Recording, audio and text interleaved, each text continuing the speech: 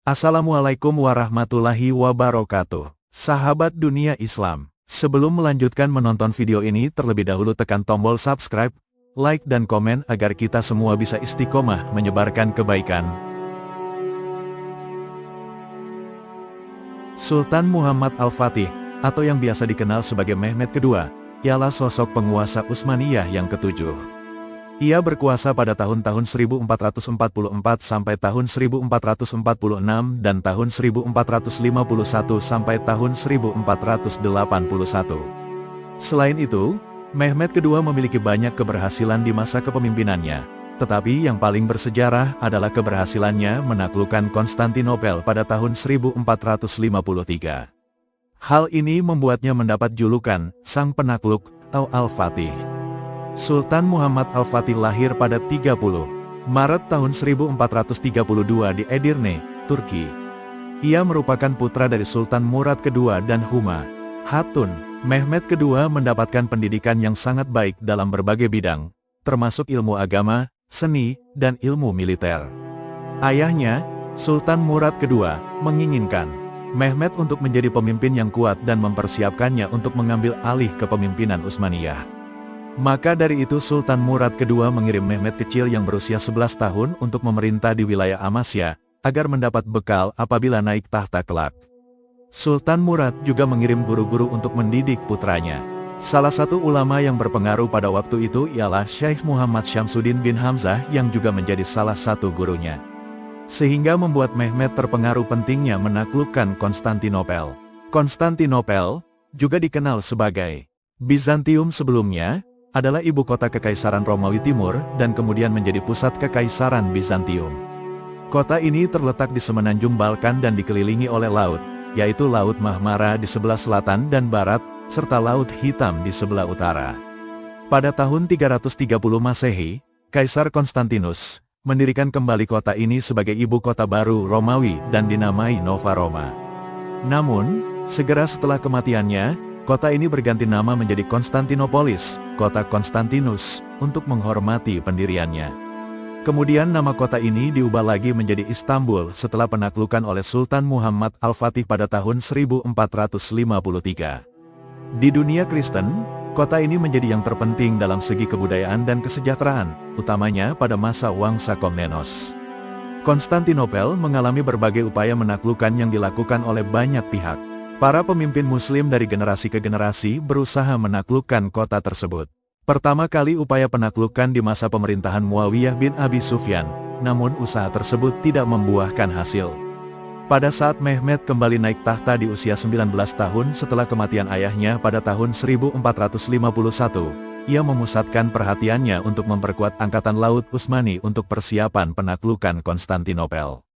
Sultan Muhammad Al-Fatih percaya akan prediksi Nabi Muhammad SAW yang disabdakan dalam sebuah hadits yang artinya, kota Konstantinopel akan jatuh ke tangan Islam, pemimpinnya yang menaklukkannya adalah sebaik-baik pemimpin, dan pasukan yang berada di bawah komandonya adalah sebaik-baiknya pasukan.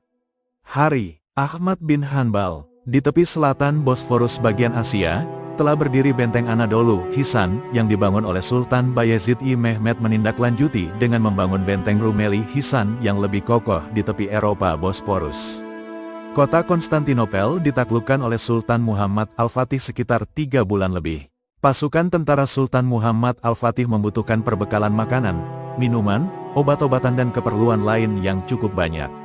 Oleh karena itu, Sultan Muhammad Al-Fatih memerintahkan untuk mengirim perbekalan tersebut lewat jalur laut menggunakan kapal.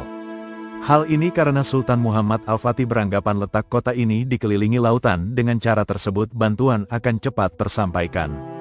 Namun sesampainya perbekalan tersebut ternyata seluruh lautan di dekat dermaga dipasangi rantai-rantai yang mengakibatkan kapal-kapal yang membawa perbekalan dan kebutuhan untuk pasukan tentara perang itu tidak bisa sampai di tempat tujuan. Rantai tersebut membentang di selat Bosforus dan di sebelah selat tersebut terdapat daratan yang isinya perbukitan, dan di seberang daratan tersebut terdapat Laut Marmara. Sultan Muhammad Al-Fatih berpikir keras agar kapal-kapal tersebut bisa sampai ke tempat mereka. Akhirnya Sultan Muhammad Al-Fatih memutuskan untuk membawa kapal-kapal perbekalan melewati perbukitan. Kapal-kapal itu dialasi dengan kayu pohon yang letah dilapisi lemak binatang agar licin.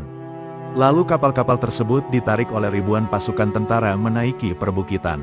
Sesampainya di atas bukit, kapal-kapal itu dibuat turun dengan sendirinya layaknya mainan perosotan tanpa harus ditarik lagi. Setelah melewati perbukitan, kapal-kapal bisa tiba di Laut Mahmara dan bersandar di tepi pantai. Hebatnya, 70 kapal dipindahkan dari Selat Bosporus ke laut hanya dalam waktu 1 malam. Taktik cerdas tersebut belum. Sultan Muhammad Al-Fatih. Sultan Muhammad Al-Fatih memiliki peran besar dalam perencanaan pembuatan meriam besar, termasuk yang dikenal sebagai Buyuk Top atau Dardanelles Gun. Meriam ini juga dikenal sebagai Great Turkish Bomber dalam bahasa Inggris. Meriam ini memiliki diameter yang sangat besar, sekitar 76 cm atau 30 inci, dan panjang yang mencapai sekitar 518 cm atau 204 inci. Bobotnya diperkirakan mencapai sekitar 18 ton. Meriam ini mampu menembus tembok pertahanan kota Konstantinopel. Proyektil yang ditembakkan oleh Buyuk Top diketahui mampu melempar batu-batu besar ke jarak yang signifikan. Penggunaan meriam besar seperti Buyuk Top memiliki dampak besar dalam pengepungan Konstantinopel.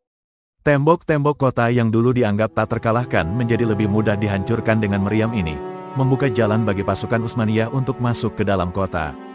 Buyuk Top menjadi salah satu inovasi militer yang menandai perkembangan teknologi meriam pada masa itu dan memiliki peran yang signifikan dalam kesuksesan penaklukan Konstantinopel oleh Sultan Mehmed II. Penaklukan Konstantinopel oleh Mehmed II menandai akhir kekaisaran Romawi Timur dan awal kesultanan Utsmaniyah sebagai kekuatan besar di wilayah tersebut. Strategi militer yang cerdik, termasuk penggunaan artileri, strategi kelautan, dan penaklukan tembok pertahanan, membuat penaklukan ini menjadi salah satu momen yang paling bersejarah dalam sejarah militer dan dunia Islam. Banyak faktor yang mendasari orang-orang terinspirasi oleh Sultan Muhammad Al-Fatih, Mehmed II.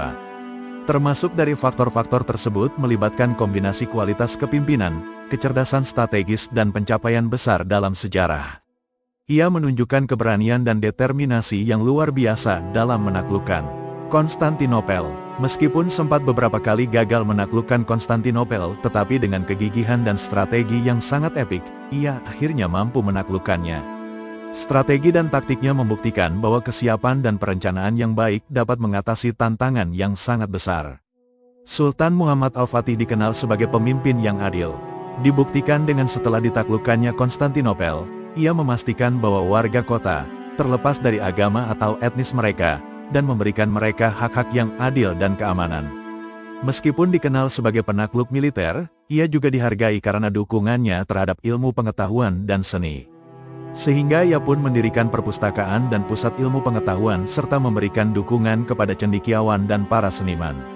Tidak hanya terbatas pada pencapaian militer, Sultan Muhammad Al-Fatih juga melakukan reformasi di berbagai bidang, termasuk administrasi dan ekonomi, menunjukkan visi dan pemikiran jangka panjang dalam membangun dan memajukan kekaisarannya. Setelah mengalami pemberontakan dan pengasingan pada awal masa pemerintahannya, ia bangkit kembali untuk menjadi pemimpin yang sukses dan menaklukkan Konstantinopel. Pada bulan Rabiul Awal tahun 886 Hijriah, 1481 Masehi, Sultan Muhammad Al-Fatih pergi dari Istanbul untuk berjihad, padahal ia sedang dalam kondisi tidak sehat. Di tengah perjalanan sakit yang ia derita kian parah dan semakin berat ia rasakan. Dokter pun didatangkan untuk mengobatinya, namun dokter dan obat tidak lagi bermanfaat bagi sang sultan, ia pun wafat di tengah pasukannya pada hari Kamis, tanggal 4 Rabiul Awal 886 Hijriah, tanggal 3 Mei tahun 1481 Masehi. Saat itu, Sultan Muhammad berusia 52 tahun dan memerintah selama 31 tahun. Ada yang mengatakan wafatnya Sultan Muhammad Al-Fatih karena diracuni oleh dokter pribadinya Yakub Basya, Allahu A'lam. Tidak ada keterangan yang bisa dijadikan sandaran kemana Sultan Muhammad II hendak membawa pasukannya. Ada yang mengatakan beliau hendak menuju Italia untuk menaklukkan Roma, ada juga yang mengatakan menuju Prancis atau Spanyol. Sebelum wafat, Muhammad Al-Fatih mewasiatkan kepada putra dan penerus tahtanya, Sultan Bayezid agar senantiasa dekat dengan para ulama, berbuat adil, tidak tertipu dengan harta, dan benar-benar menjaga agama baik untuk pribadi, masyarakat, dan kerajaan.